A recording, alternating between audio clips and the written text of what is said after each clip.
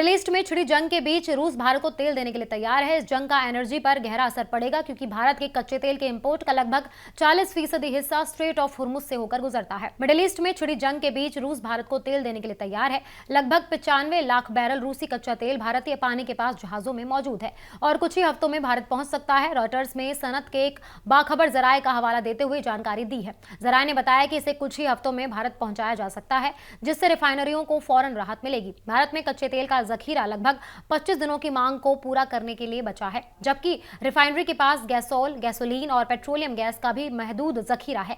एक भारतीय सरकारी जराये ने कहा कि नई दिल्ली मिडिल ईस्ट में जारी जंग को लेकर मुतबादिल सप्लाई रास्तों की तलाशी कर रही है। जराये के मुताबिक इस जंग का बाजार पर गहरा असर पड़ेगा क्योंकि भारत के कच्चे तेल के इंपोर्ट का लगभग 40% हिस्सा स्ट्रेट ऑफ हुर्मुज से होकर गुजरता है, जो दुनिया का सबसे अहम तेल इंपोर्ट का रास्ता है। इस रास्ते के बंद होने से तीसरे सबसे बड़े तेल सार्फिन मुल्क को मुतबादिल सप्लाई रास्तों की तलाश करनी पड़ रही है। नाम न छापने की शर्त पर एक सनत जराये ने बताया कि रूस भारत की कच्चे तेल की 40% तक की जरूरतों को पूरा करने में मदद करने के लिए तैयार है।